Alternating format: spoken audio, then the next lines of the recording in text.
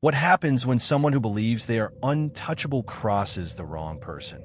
I'd always known the HOA in my neighborhood was a problem. In fact, I had avoided engaging with them for years, letting them carry on with their petty rules and absurd fines, all while I lived my quiet, comfortable life in my property.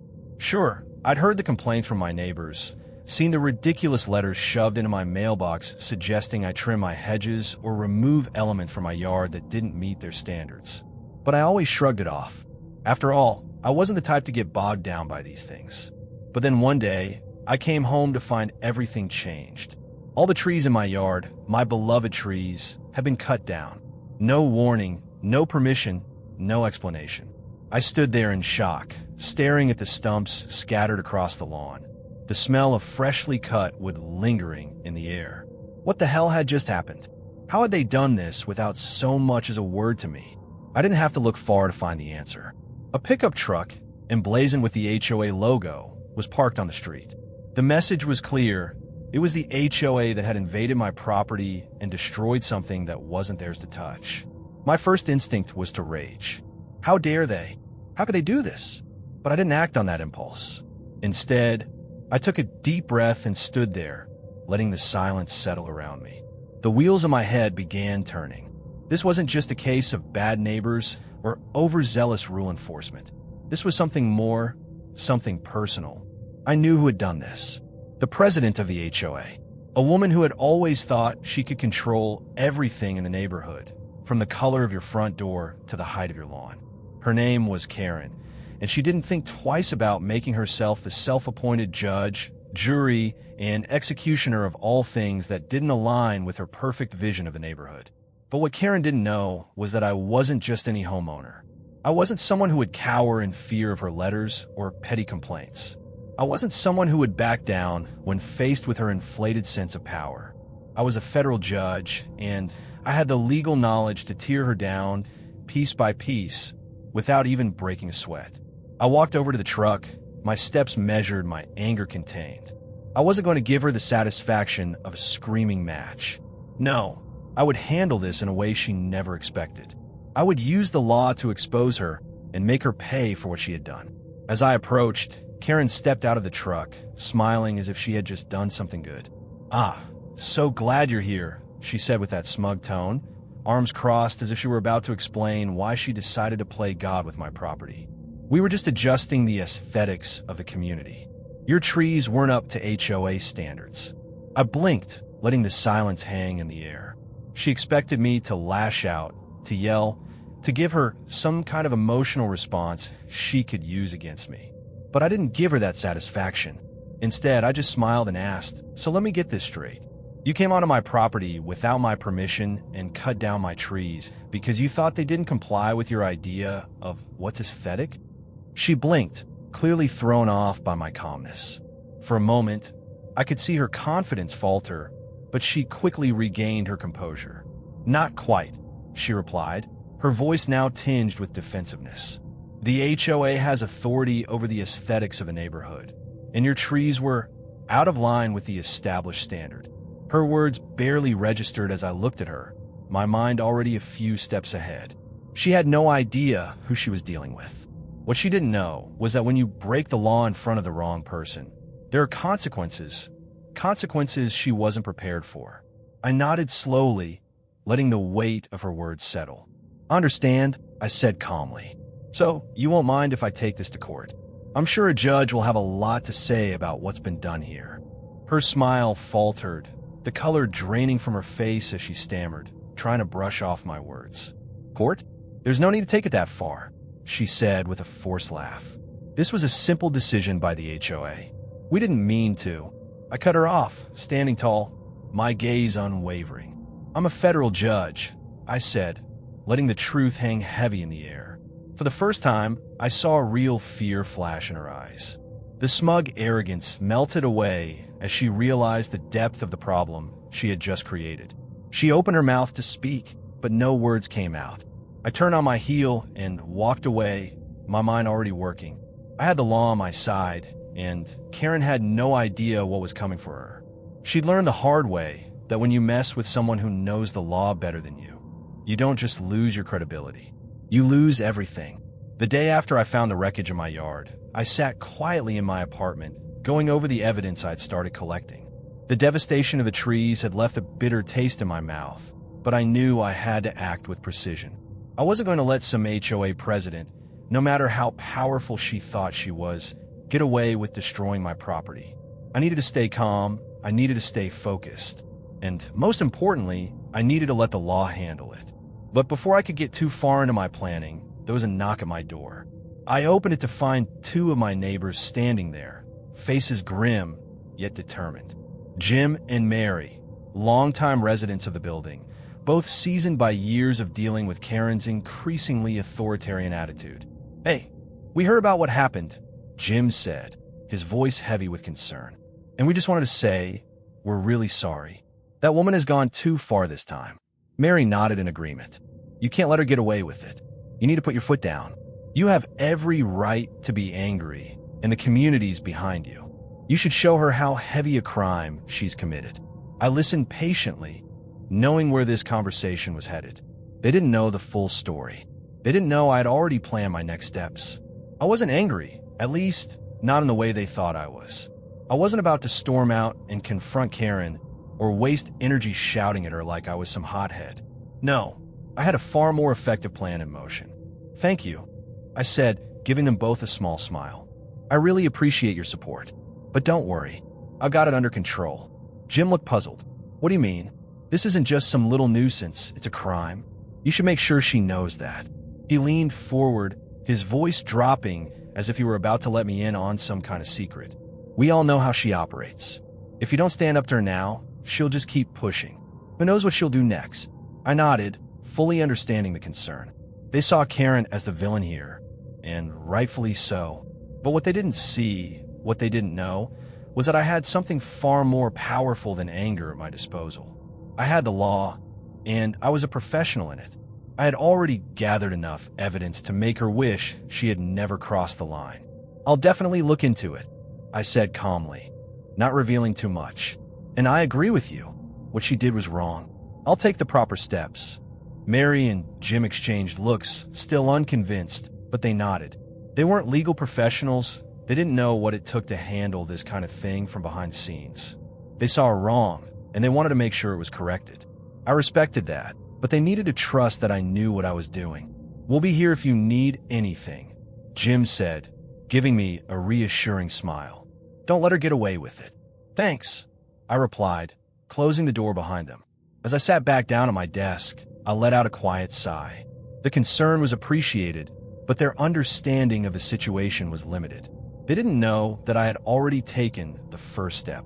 I didn't need a scream or a shout to get justice. I didn't need to make a scene. I had clips, records, and legal knowledge at my disposal. I opened my laptop and reviewed the footage again. Clear, irrefutable evidence of Karen's trespass. The footage showed the HOA truck pulling up, workers hopping out, and getting to work without my permission. I also had the public records showing that my property wasn't even under the jurisdiction of the HOA.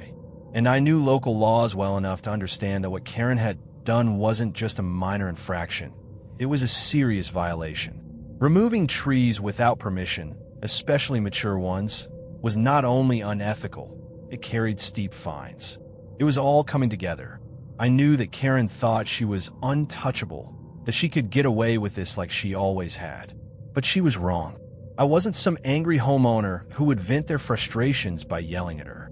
I was a federal judge, and I knew how to handle this without making a scene.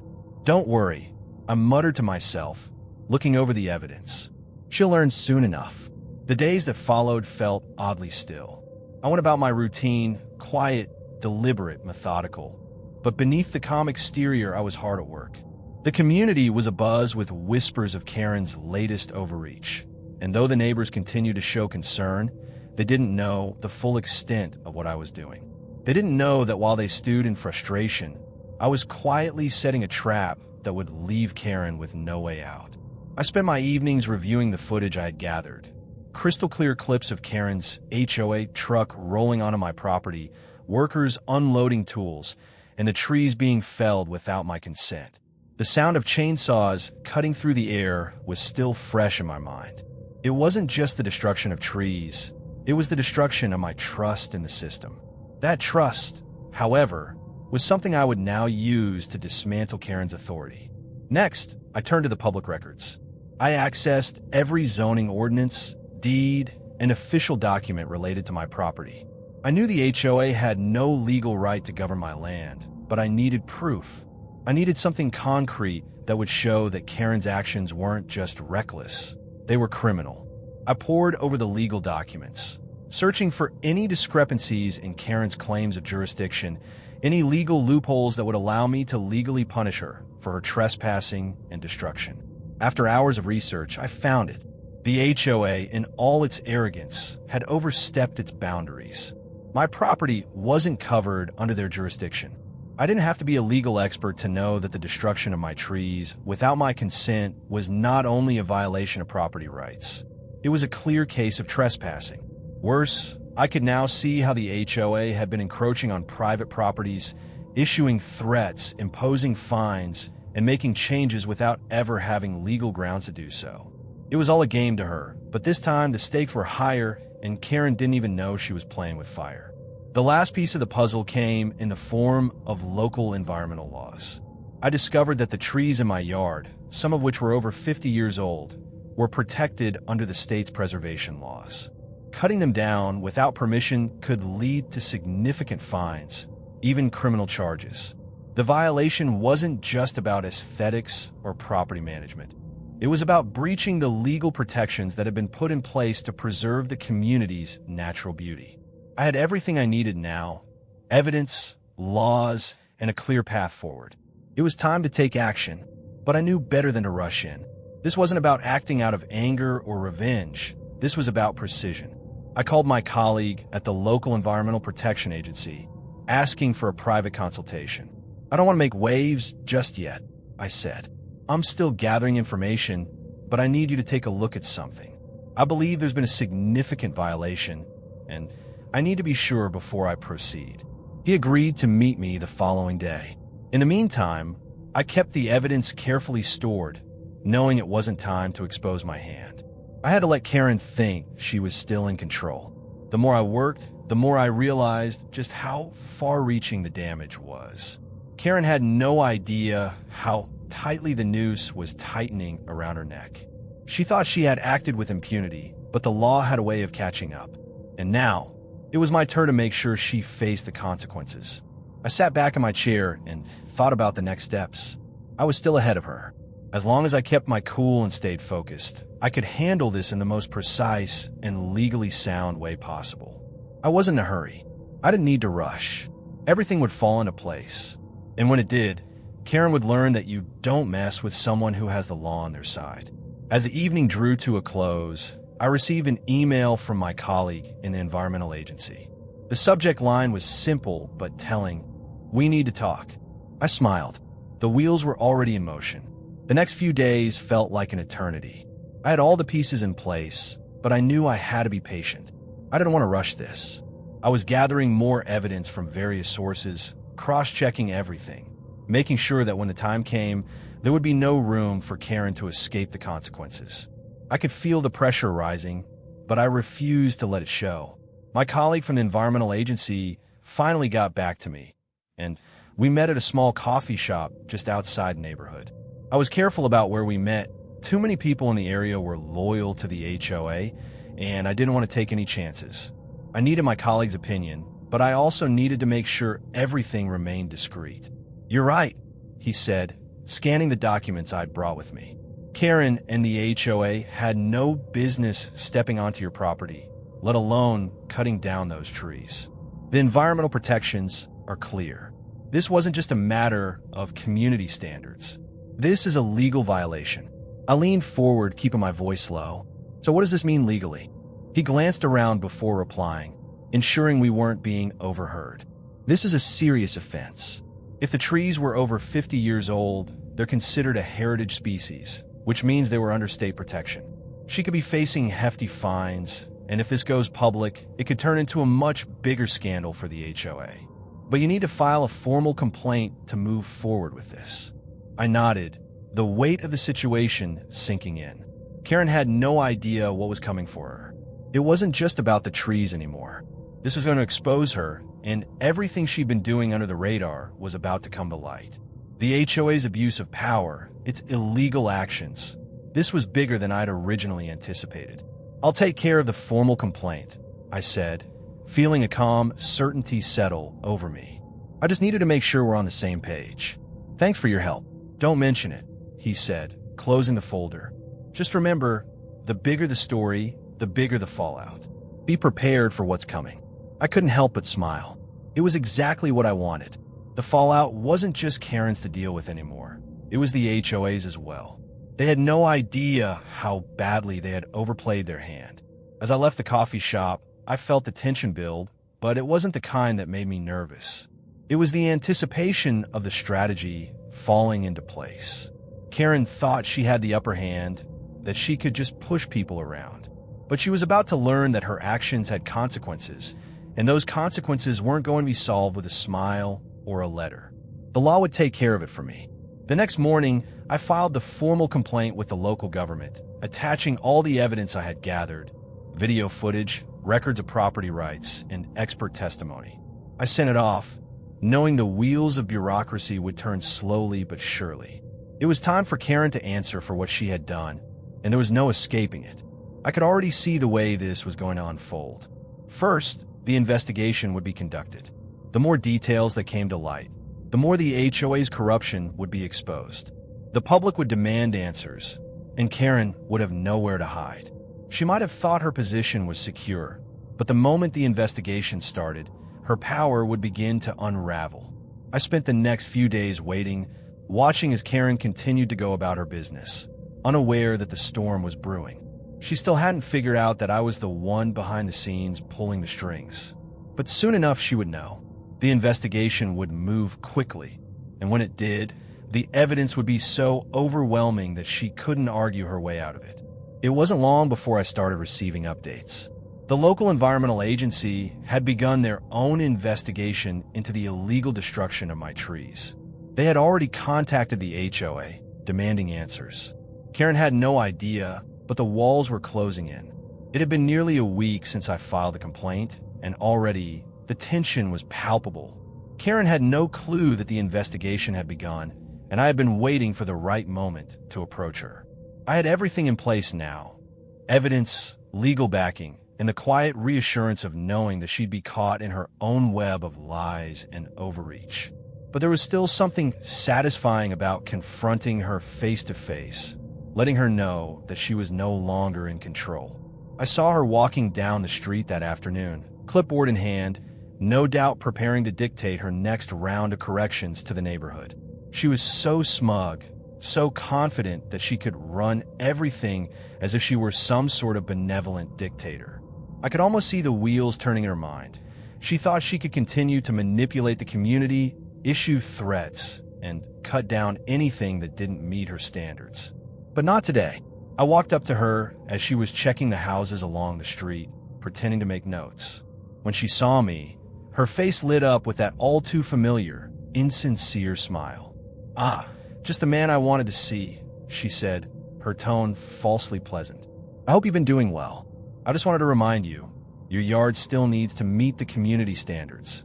I'm sure you're taking care of it." I kept my expression neutral, my voice calm.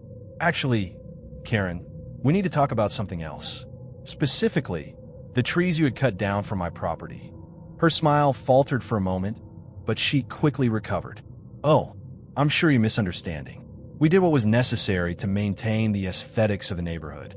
Those trees were out of line with the rest of the community." "Out of line," I repeated, my tone steady. "Those trees were part of my property.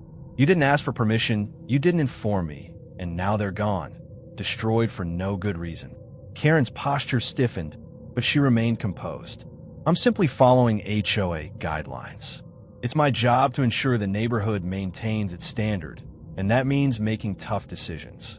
You know, for the greater good of the community." I could see her trying to justify her actions, her usual bravado creeping back in. But I was ready for this moment. I wasn't going to get angry or raise my voice. I was going to stay calm and calculated, just as I had been throughout this entire ordeal. You're right about one thing, Karen, I said, stepping closer. It is your job to ensure the neighborhood standards are met, but it's also your job to know the law. And what you did was not only an abuse of your power, it was illegal. She blinked, clearly caught off guard. Illegal, she scoffed. What are you talking about? I didn't hesitate. You came onto my property without permission. You cut down trees that were protected under state law. What you did is considered trespassing and destruction of private property. You didn't just break community rules, Karen. You broke the law.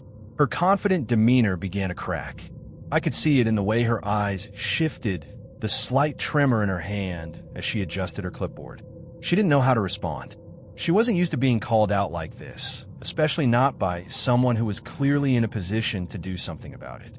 Listen, this is all just a misunderstanding, she stammered, trying to regain control. I'm sure we can work this out. I was just trying to do what's best for the community. We don't need to escalate this. I shook my head, the calmness in my voice not betraying the satisfaction that was quietly building inside me. Oh, it's already escalated, Karen. The environmental agency is investigating. They've confirmed the trees were protected. I've already filed a formal complaint, and it's not just about your standards anymore. It's about you breaking the law. Her face went pale. The air between us seemed to freeze as she processed what I had just said. For the first time, she was realizing the magnitude of her actions.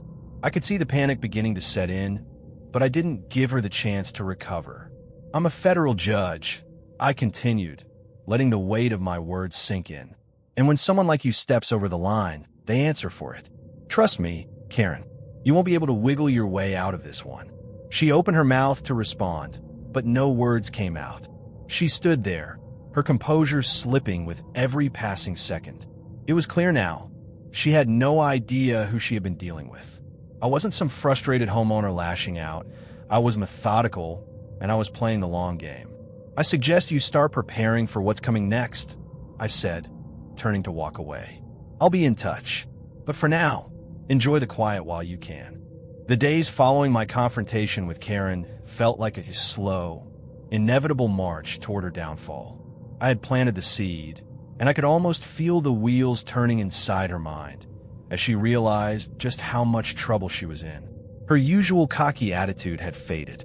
I didn't hear any more of her complaints about community standards or see her making her rounds with the same arrogance she once wore like armor. But I knew better than to expect her to back down quietly.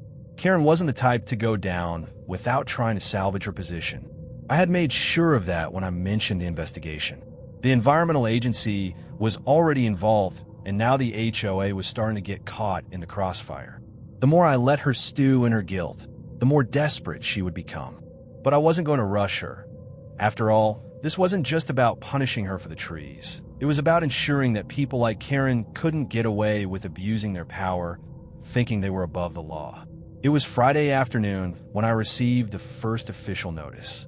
The local authorities were beginning their inspection of the site. I smiled as I read through the email, already knowing what would happen next. The environmental inspectors would confirm everything I had already gathered. The trees were protected, and Karen had illegally authorized their destruction. The only thing left now was to make sure the HOA would be held accountable for the negligence, the unlawful actions, and the financial waste. I didn't need to wait long. That evening, a member of the local government called me to confirm that they had, in fact, sent the team to assess the damage. The inspectors had already taken photographs, and the damage was even worse than I had anticipated. It was clear that, based on the destruction alone, Karen and the HOA were facing fines of tens of thousands of dollars. I knew the HOA would eventually try to push back, but it wouldn't matter. Karen had dug her own grave by acting without the proper legal oversight. And now, it was too late for her to cover her tracks. The next day, I got an unexpected visit. Karen appeared at my door, looking as though she hadn't slept in days. The usual smugness in her posture was gone. In its place, there was a nervous energy I hadn't seen before. "Look, we need to talk," she said, her voice shaking slightly. I didn't realize what I was doing. I just thought. I held up my hand, silencing her. "You don't get to justify this, Karen. You crossed the line, and now you have to face the consequences. It's not just about the trees anymore. It's about everything you've been doing behind the scenes to manipulate the HOA's power, threatening residents, and misappropriating funds. Her face went ashen. What? What are you talking about? I didn't let her finish. You've been running this HOA like a personal fiefdom. The financial reports, fraudulent charges, unauthorized payments to non-existent contractors, money being siphoned off for personal gain. Do you think the community hasn't noticed? I've seen it all. I have it all. Her eyes widened in horror. She opened her mouth to speak, but no words came out. I could see the panic in her eyes, the realization that I knew everything, that I was one step ahead. I suggest you prepare yourself for what's coming, I said, my voice calm and steady. I'm not the only one you've wronged. The government, the community, they're all going to find out. And when they do, you'll be the one left with nothing. Karen stood there, rooted to the spot. She looked as though she was trying to process everything I had just said, but it was too late. The pieces had already been set in motion, and there was no escaping the consequences of her actions. I didn't mean for it to go this far, she said, her voice barely above a whisper. You should have thought of that before you decided to play God with people's lives, I replied, turning away from her. The law doesn't care about your intentions, Karen. It cares about what you've done. I closed the door gently, leaving her standing on the other side, the weight of her impending downfall settling over her like a storm cloud. The following days felt like the calm before storm. Karen had vanished. She stopped showing up in the neighborhood, and the usual routine of her invasive community improvements came to a halt. I couldn't help but feel a quiet satisfaction every time I walked past her house. The once grandiose facade of her domineering personality was gone, replaced with silence and uncertainty. The investigation was progressing smoothly, the evidence mounting against her with each passing hour. The environmental agency had confirmed the violation, and the fines were already being calculated. It was only a matter of time before the public scrutiny began. The HOA had no choice but to acknowledge the public outcry. The community was starting to rally behind the truth, and more residents were coming forward with stories about Karen's overreach, her manipulative tactics, and her iron-fisted control over the neighborhood. Then, one Thursday morning, I received the call I'd been waiting for. The local government had completed its investigation into the HOA's financial records. The fraud was undeniable. The unaccounted-for funds, the exorbitant landscaping charges, the payments to companies that didn't exist, all of it was laid out in black and white. Karen's actions had been much more than an abuse of power. They were criminal. I opened the email with the final report attached and skimmed through the details. There were the legal violations, trespassing, destruction of protected property, and then there was the financial mismanagement, which would now require the HOA to account for every penny spent under Karen's leadership. It was a blow she could not recover from. The HOA was already in talks with the state's attorney's office about possible charges. Her role as HOA president was effectively over. That afternoon, I saw Karen again, though this time, she wasn't walking with the same sense of purpose. Her shoulders were hunched, her face pale. She looked like a woman who had already been defeated, and, in a way, she had. I walked past her on the sidewalk, not acknowledging her at first, but she stopped me. "You," she started, her voice cracking. "You've ruined everything. Do you know that? You've made me the villain. And for what? For some stupid trees." I turned to face her, my expression as composed as it had been when I first confronted her. "You were already the villain, Karen. You just didn't realize it yet." She opened her mouth, but no words came out.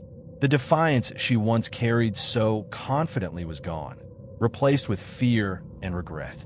"Do you know what's coming next?" I asked, my tone calm but unwavering. "The HOA will be dissolved. All your fraudulent activities will be exposed, and you'll be held accountable for your actions. The law doesn't care about your intentions, only what you've done. You should have known better than to think you could get away with it." Karen looked away, biting her lip, her hands shaking. "I didn't mean for any of this to happen," she muttered, almost pleading. "I thought I was doing what was best for the neighborhood. I just wanted to keep things in order." "You were never trying to keep things in order," I said firmly. "You were trying to control everything and everyone around you. You used your position to manipulate and hurt others, all while hiding behind the guise of community standards. Well, it's over now. I turned to walk away, but before I could go any further, she called out to me. "Please don't do this. Please, Her voice wavered, but she didn't finish the sentence. I didn't look back. As I walked home, the weight of the situation seemed to lift off my shoulders. I had done what needed to be done, not through anger, not through violence, but with precision, strategy, and the law. Karen's reign of control was over, and in its place, the truth would take root. I made one last stop at my office that evening. I picked up the phone and dialed the number for the local press. It was time for the public to know the full extent of Karen's corruption. The HOA's fraudulent activity, her illegal destruction of my trees, and the abuse of her power had all led to this moment. I wasn't going to let her walk away quietly. By the end of the week, the story had broken. The community was in shock, but they were also relieved. The truth was out. Karen's name was tarnished, and the HOA was facing a massive overhaul. The financial and environmental penalties alone would cripple their operations for years. I had gotten justice, but it wasn't about the satisfaction of seeing her fall. It was about knowing that I had used my position, not for vengeance, but for integrity and fairness. The law had worked in the way it was meant to, and I had simply made sure it was followed. As I sat back in my chair, I looked out the window at the spot where the trees had once stood. They were gone, yes, but in their place, something far greater had taken root: justice. And that was more than enough. If you found this story compelling and appreciate the power of justice, strategy, and intellect over physical confrontation, don't forget to like this video and subscribe for more content like this. What do you think Karen's biggest mistake was? Would you have handled the situation differently? Drop your thoughts in the comments below, and let's keep the conversation going. Want to see more stories of legal battles, intellectual victories, and real-life justice? Hit the notification bell so you never miss an episode. And if you've ever dealt with an HOA or faced unfair power structures, share your story with us.